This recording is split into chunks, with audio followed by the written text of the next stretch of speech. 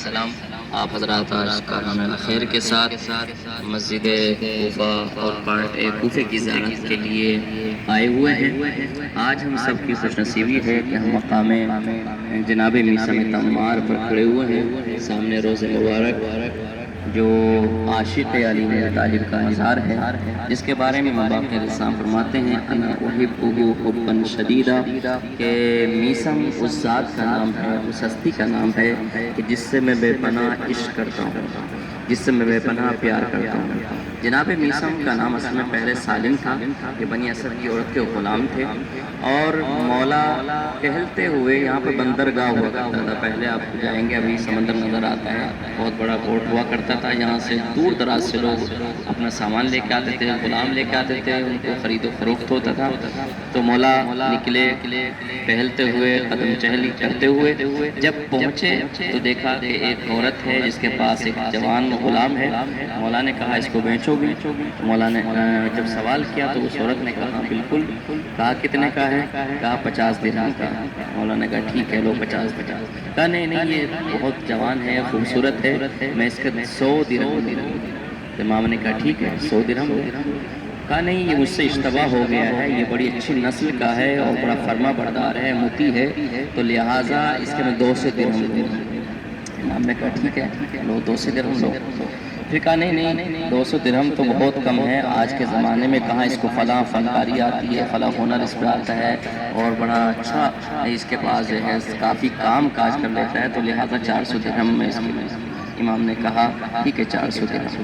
جب کافی دیر ہو گئے قیمت بڑھاتی رہی، اب خود کو شرم آنے لگی کہ 25 درہم کا میں نے اس کو خریدا تھا، امید یہ تھی، تمنا یہ تھی کہ 35-40 درہم کا بیچ دوں گی، گھر کا گزارا ہو جائے گا۔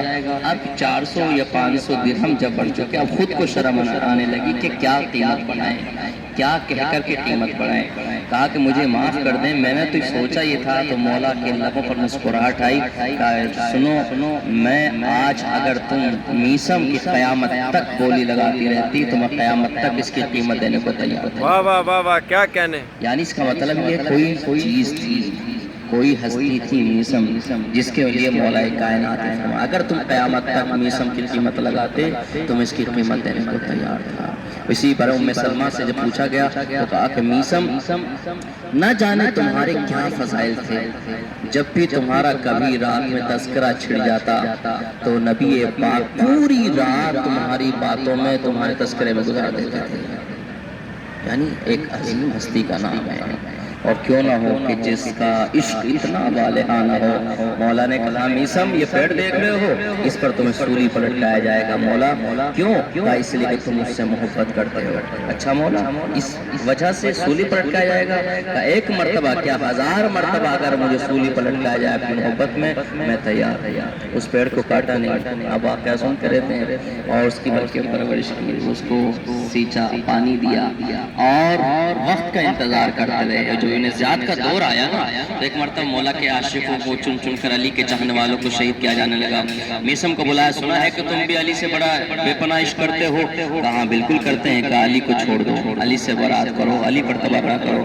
اگر کسی نے علی پر تبرہ کر دیا، علی کو چھوڑ دیا، پھر دین بچا کیا ہے؟ میں یہ ہرگز نہیں کر سکتا۔ کہا کہ مرنے کے لیے تیار ہو جاؤ، سولی پر لٹکا دیا جائے۔ اب جیسے ہی یہ بیان دیا، لبے میثم پر مسکراہٹ آئی، آج میرے مولا کا وعدہ پورا ہونے جا رہا ہے۔ سبحان اللہ۔ اب جیسے ہی موت کے سامنے میثم کو مسکراتے ہوئے دیکھا، فوراً ابن زیاد تھر تھر آنے لگا، یہ کیا ماجرا ہے؟ جب بھی ہم نے کسی کو فرمان سنایا ہے فوراً کانپ گیا، ہاتھ جوڑنے لگا، بھیک مانگنے لگا زندگی کی۔ تم تو ہنس رہے ہو، مسکرا رہے ہو۔ کہا کہ اس لیے کہ میرے مولا نے جس کا وعدہ کیا آج وہ پورا ہونے جا رہا ہے۔ کیا کہا تھا کہ میثم کو میری محبت میں سولی پر لٹکایا جائے گا؟ اچھا یہ کہا تھا، لو آج ہمیں تمہارے مولا کو معاذ اللہ جھوٹا ثابت کرتے ہیں۔ کہا اس کو سولی پر نہ لٹکاؤ بلکہ اس کے جسم میں کیلیں ٹھوک دی جائیں۔ پیڑ سے لگا کر کے جسم میں کیلیں ٹھوکی گئی، اور جیسے میخیں لگائی گئی نا تو خون بس رہا ہے، ادھر خون بہ رہا ہے۔ میثم کے جبیں پر شکن تک نہیں آئی، مسکراتے ہوئے کہا کوفے والوں آؤ آج تمہیں میں وہ فضائل سناتا ہوں جو تم نے ابھی تک نہیں سنے. 60,000 لوگ کاغذ قلم لے کر کے آگئے. ادھر میسم کی زبان روا دوا ہے, ادھر فضائل کا دریا بہ رہا ہے. اب تخت حکومت لرزنے لگا. قیامت تو نہیں آ جائے گی, اس سے پہلے کہ قیامت آ جائے, ہماری حکومت خطرے میں گر جائے, تو لہٰذا میسم کو سولی پر لٹکا دیا جائے. جیسے یہ سنا, ایک مرتبہ ظالم کی آنکھوں میں آنکھیں ڈال کر مولا کے غلام نے مسکرا کے کہا, یاد رکھنا کہ جن کی صداقت کی گواہی قرآن دیتا ہے ان کو کوئی چھوٹا ثابت نہیں کر سکتا.